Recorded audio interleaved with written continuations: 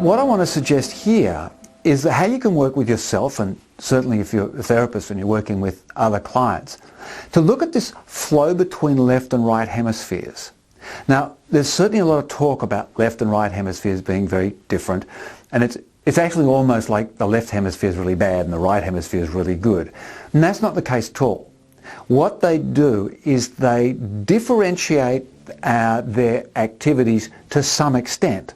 There's a lot of flow and crossover. You know, for example, you have a lot of emotions in the left hemisphere, and actually you have most of your positive emotions in the left hemisphere, and it's more of the melancholy and some of the sadder emotions are in the right hemisphere. Certainly you have language in your left hemisphere, and you have less language, you have more pictures and images and perhaps more music and creativity in the right hemisphere, and there's various of these crossovers. But I think if you want to get an understanding of the two hemispheres and how they support each other, think more of the left hemisphere as the detail and the specifics, and certainly Ian McGilchrist's work, have a look at that to talk to you about the left and right hemispheres. But the left hemisphere is this sort of detailed and specific and functional sort of aspect of the brain, and the right hemisphere more as conceptual and overall and broad and framework, and to some degree creativity and emotionality. Now, how they work with each other is that they work with this in the middle, the corpus callosum. That's the connection between the two hemispheres. And what they do is they work separately and help each other. So we get a conceptual sense of things in the right hemisphere. That information is sent across the left hemisphere, and you make some specific details and some specific actions, which then lead to having more understanding required, which then sends the information back, and the right hemisphere looks at the overall and the contextual relationship, finds a framework which it sends back to the left hemisphere, and they have this interplay to and fro, going from conceptual, potential, possibility into specific detail and action. And you need both. You need both. Absolutely and vitally, you need both to be acting. What we tend to do in our modern culture is the left brain tends to dominate. We tend to learn things and do things, well, that's what we do in school, and they go to university, learn these facts, reproduce the facts. And this is why, although I think it's really good that we have manualized therapies, for example, or we have the 3 steps to this or the 5 steps to that. Now, that's certainly useful, but that's very left brain.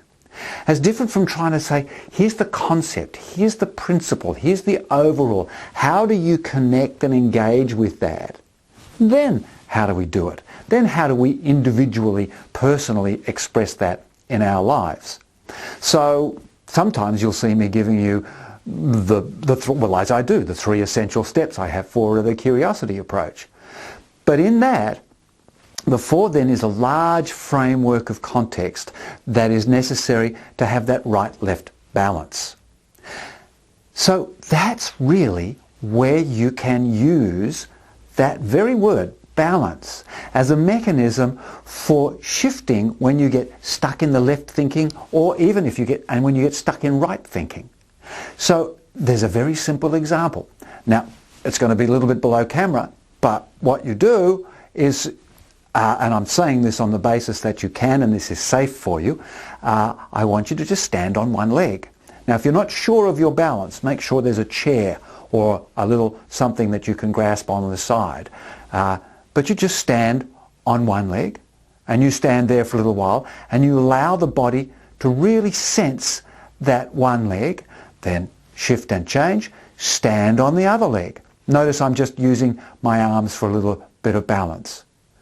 Wow, that seemed simple. Now, if you don't actually want to stand on one leg, perhaps lean onto one side, and where there's very little weight on the other leg, but it's still on the ground holding up, or lean and then lean onto the other side. And this little shift is surprising how much that can just create the possibility within your brain, because you're shifting the muscle movement on the hemispheres. Here's another simple one. Now this actually has got quite a lot of depth to it, and if you look in some of the yoga practices and some of the Buddhist practices, it's which nostril you're breathing through. Now without going into some of the more detailed aspects, just generally, if you feel that you've got this, I'm stuck on one side of my brain, just block one nostril and take half a dozen deep breaths.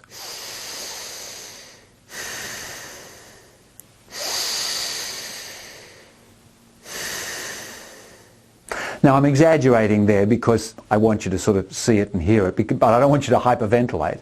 And then just the other side. Just breathe a little while, 5, 10, 15 seconds on that nostril.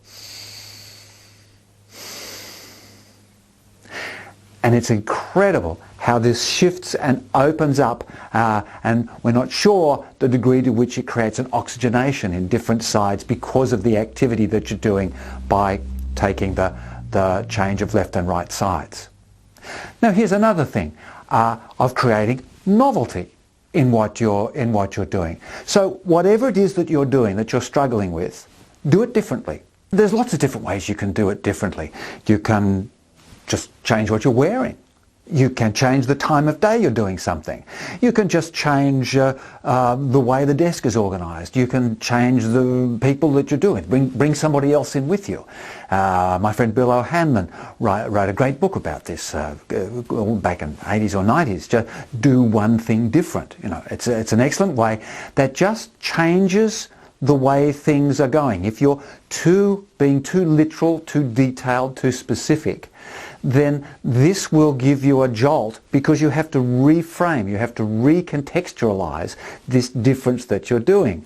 And that's of course what the right brain does, gives you those concepts. And that's of course how you can tell the difference between the two. If you're too much into the specifics, too stuck on the data, can't get the next bit of data, it's not that you need to battle to get data.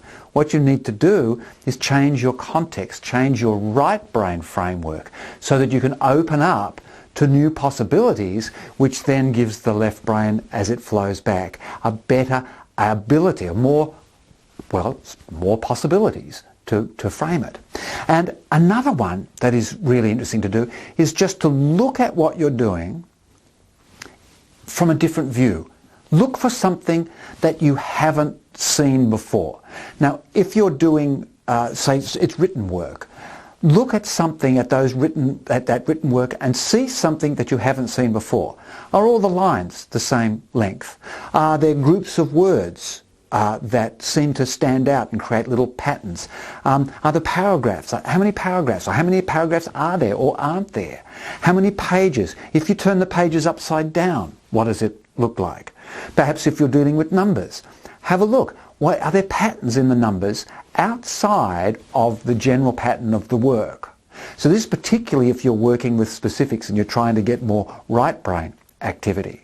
On the other hand, if you're dealing with something very creative and you're struggling with the overall process, look in on something very specific and just focus in on that very specific element, that very specific thing, and try and figure out everything that is important about that specific, and then broaden out and look at the rest, because again, once you've focused in on a specific and you broaden out, your brain naturally slips over into right hemisphere contextualization and frameworking. So there you go. Right and left hemispheres, beautiful companions, dealing cooperatively with each other in order to give you both a framework and a context and an engagement in the overall of life, but also the ability to do specific, particular functions that enable the in-the-moment success of your experience. Balance the few. If you're not balanced, make some changes. There's some things that you can do, and I hope that that helps you and any of your friends or clients who wish to participate in those lovely little exercises. See you next time.